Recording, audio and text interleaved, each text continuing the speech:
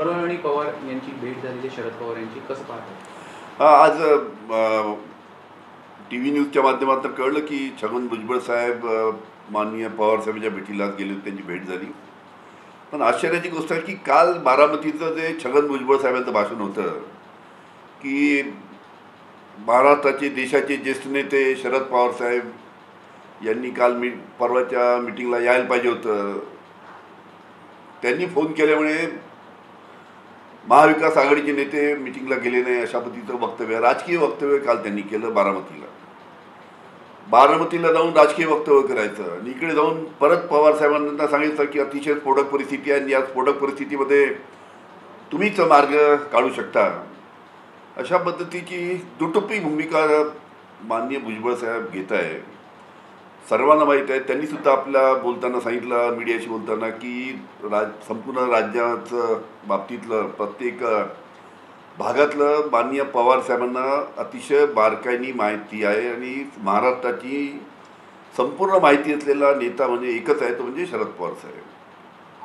हे माहिती असताना त्यांच्यावरच टीका करायची आणि आता राज्य शासनाकडनं काही मार्ग निघत नाही म्हणून परत पवार साहेबांनाच भेटायला जाऊन त्यांना विनंती करायची. आम्ही सुद्धा त्यावेळी सांगितलं होतं की यामध्ये गेल्या वर्षभरापासून राज्य शासनाच्या माध्यमातून एकनाथजी खडसे आणि देवेंद्र फडणवीस मराठा आंदोलकांशी आणि इकडे ओबीसीच्या आंदोलकांशी चर्चा करत आहेत. एकनाथ शिंदे जाऊन मराठा आंदोलकांच्या नेत्यांना किंवा त्यांचे सहकारी त्यांना भेटत आहेत, त्यांना विविध आश्वासन देत आहेत. इकडे देवेंद्र फडणवीस ओबीसीच्या नेत्यांना जाऊन भेटत आहेत, त्यांना इथे वेगवेगळे आश्वासन देत आहेत. आता या दोघांनी मराठा समाजाच्या सगळ्या नेत्यांना किंवा ओबीसी समाजाच्या नेत्यांना काय काय आश्वासन दिले, वर्षभरापासून काय चर्चा केल्या, याची आम्हाला काही माहिती द्यायची नाही आणि एका मिटिंग बोलवायची आणि तू सांगायचं तुम्ही या. यात सर्व नेत्यांनी पहिले वर्षभरामध्ये या दोन्ही समाजाला काय काय आश्वासन दिले याच्याबद्दल संपूर्ण माहिती द्यायला पाहिजे होती. आता यांनी आश्वासन देऊन ठेवले, आता राज्य शासनामध्ये ते आहे. राज्य शासनामध्ये ते असल्यामुळे त्यांनी या प्रश्नाचा निपटारा केला पाहिजे.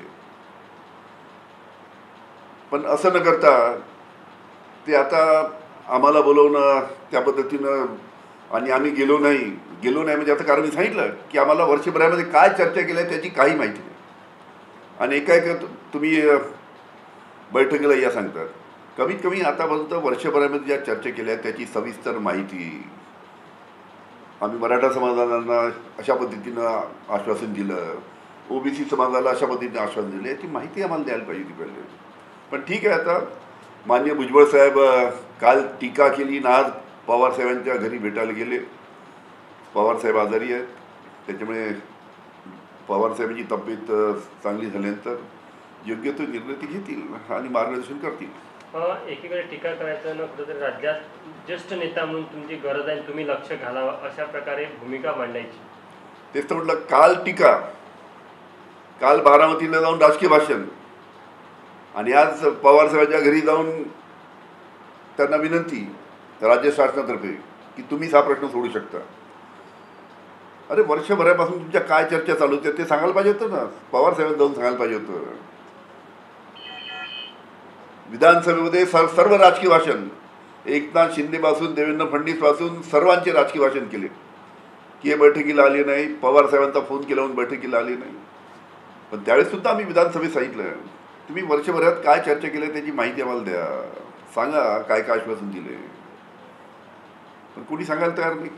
कुठेतरी परतीचे काही प्रयत्न किंवा चाचपणे असं काही वाटतं? परतीचे प्रयत्न केले तरी त्यांना पक्ष परत घेणार नाही, ही आमच्या पक्षाची भूमिका आहे. अजित पवारांचेही अजित पवार तिसऱ्या आघाडीत सहभाग घेऊ शकतात अशी एक चर्चा आहे. तिसरी आघाडी स्थापित करू शकतात एमआयएम आणि वंचितला घेऊन. एक कुठेतरी जे अँटी इन्कम्बन्सीचे जे वोट आहे त्याचं बायफर्केशन किंवा कसं आहे की लोकसभेची निवडणूक झाल्यानंतर सर्वीकडे चर्चा आहे की कसं आहे की भारतीय जनता पार्टी जोपर्यंत कोणाची चलती आहे तोपर्यंत त्याचा फायदा घ्यायचा प्रयत्न करते. आता अजित पवारांच्या कमी जागा आल्या त्याच्यामुळे आपल्याला फायदा होण्याच्या ऐवजी त्यांचं नुकसान होतं का हे पाहून ते कोणत्याही पक्षाला बाजूला करतील. अजितदादांना त्या अजितदादा पक्षाला सांगू शकतात किंवा एकनाथ शिंदेच्या पक्षाला सांगू शकतात की तुम्ही अलग अलग लढा, स्वतंत्र लढा, आणि मग विधानसभेची निवडणूक झाल्यानंतर पाहू काय करायचं. म्हणजे त्यांना सुद्धा स्वतंत्र लढा लावतील अशी चर्चा विधानसभेमध्ये होती. आम्ही अनेक आमदारांशी बोललो, अजितदादांच्या किंवा एकनाथ शिंदे सुद्धा अनेक आमदार भेटायचे, ते सुद्धा चर्चेमध्ये अशा प्रकारची चर्चा होती की भारतीय जनता पार्टीचा काही भरोसा नाही, वेळेवर आम्हाला सुद्धा ते अलग लढा लावतील, आणि अशी सर्व आमदारांमध्ये चर्चा आहे.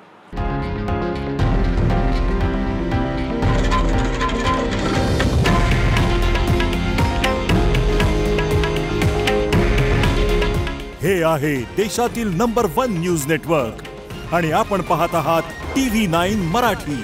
काळजी तुमची, हित महाराष्ट्राचं.